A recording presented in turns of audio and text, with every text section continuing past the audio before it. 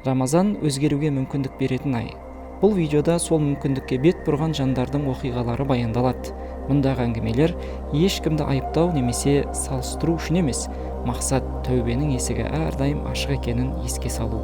Алла өте кешірімді және тәубе етушілерді жақсы көреді. Алланың атымен бастаймын. Барлық мақтау Аллаға ғана тән. Пайғамбарымызға сансыз салауаттар мен сәлем болсын. Аллаға тәубемен оралушы жан. Бүгінгі оқиға тақуа, ғибадатшыл жандардың бірі туралы. Оның аты Абдурахман әл-Қас. Қас дегені насарани дін қызметкері деген мағына емес, бұл оның әулетінің аты. Абдурахман әл-Қас құлшылықта жүрген, намазын үзбейтін адам еді. Бір күні оны бір досы ән-күй жиналысына шақырды. Шындығында ол отырыста кейбір дұрыс емес істер болатын. Абдурахман әл-Қассаның қателігі сол шақыруды қабыл еткені. Ол барды. Сол жерде бір күн қыз ән айтып отырған әйел оның көңілін аударды.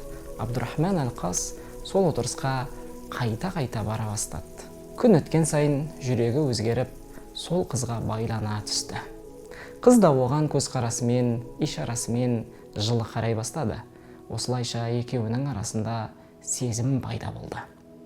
Абдурахман әл-Қас сол жиналысты, сол жиынды тұрақты әдетке айналдырды. Бір күні үйде екеуінен басқа ешкім қалмады. Абдурахман әл-Қас және әлгі әнші әйел. Сонда қыз, мен сені жақсы көремін деді. Абдурахман да, мен де сені жақсы көремін деді. Алайда ол қыздың мінез құлқы жақсы емес еді. Ол өзін ер адамдарға ұсынып, арсыздыққа жол беретін. Сол сәтте ол Абдурахман әл-Қасқа да өзін ұсынды. Дәл осы кезде Абдурахман әл-Қасқа ояну сәті келді. Ол өзіне іштей, өз нәпсіне өзі былай деп үн қатты. Мен қайда кеп қалдым? Кеше ғана құлшылықта жүрген, намаз оқитын, Алланы еске алатын, жомарт, адамдарға мейірімді адам едім.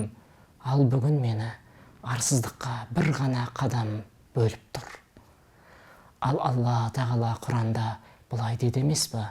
Зинаға жақындамаңдар. Расында ол, яғни зина, арсыздық және өте жаман жол деп айтты емес пе Раббым? Пайғамбарым саллаллаху алейхи вассалам да маған, біздерге күллі мұсылмандарға зина кедейлікке апарады деп ескертті емес пе? Сол сәтте Абдурахман әл-Қас өзінің өте алыстап кеткенін сезінді Раббысынан. Қыз оған тағы да, мен сені жақсы көремін деді. Абдурахман жауап берді, уаллахи, мен де сені жақсы көремін. Сонда қыз, онда бері кел деп, өзіне қарай жаман ойын жүзеге асыру үшін шақырды. Зинаға шақырды. Кеше Юсуф шақырылғандай алейхиссалам. Сонда Абдурахман жоқ деді.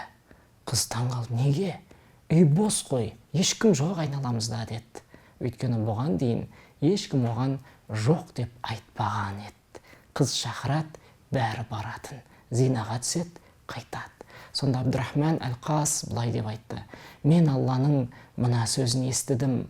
Ол күні қияметте достар бір-біріне дұшпан болады, тек тақуалардан басқа.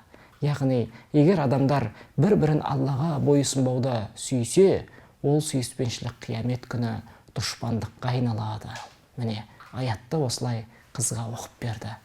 Ал егер олар бір-біріне Аллаға мойынсынуда көмектессе, сол сүйіспеншілік қияметте де сақталады. Мен сен екеуміздің арамыздағы сүйіспеншіліктің қиямет күні дұшпандыққа айналғанын қаламаймын. Мен бұл сезімнің бізді дүниеде де, ақиретте де біріктіргенін қалаймын, бірақ халал жолмен деді. Біз дүниеде хараммен қосылып, ақиретте бір-бірімізден жағастасып қалғымыз келе ме? Осы сөздерден кейін ол сол жерден шығып кетті. Тәубе етіп, Аллаға тәубемен қайта оралды. Мен, құрметті оқырмандарым, бұл әңгімені махаббат сезімі билеп алған әрбір адамға айтқым келеді. Махаббаттың өзі харам емес, адал, өйткені ол сезім, бірақ махаббаттан туындайтын қателіктер арам.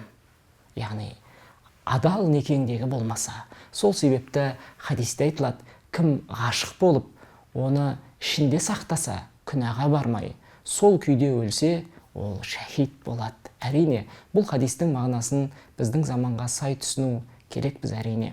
Бүгінгі тілмен айтсақ, егер сен біреуді сүйсең, оған зиян тигізетін қадам жасама, жақсы көретін қызыңа жақындама, адал неке қиылғанша, оны ар-намыспен сақта. Мүмкіндігің болғанда ата-анасының алдына барып, халал жолмен үйлен. Барлығы Алланың нұрымен, ата-ананың көзінше шариғат шеңберінде болсын. Сонда бұл махаббатты Алла да, пайғамбар саллаллаху алейхи уассалам да берекелі етеді Алла қаласа. Сол қыз сен үшін дүниеде сауапқа, ақиретте де сауапқа айналары сөзсіз. Жәннаттағы Алланы көруден, пайғамбар саллаллаху алейхи уассаламның көршілігінен кейінгі ең үлкен нығмет жұбайың, өзіңнің сүйіктің. Сондықтан сүйсең, жақсы көрсең, дұрыс есіктерді қақ, халал жолмен үйге бар. Ал арсыздыққа толы қарым-қатынастардан берекесіз, олардың барлығы береке алып келмейді.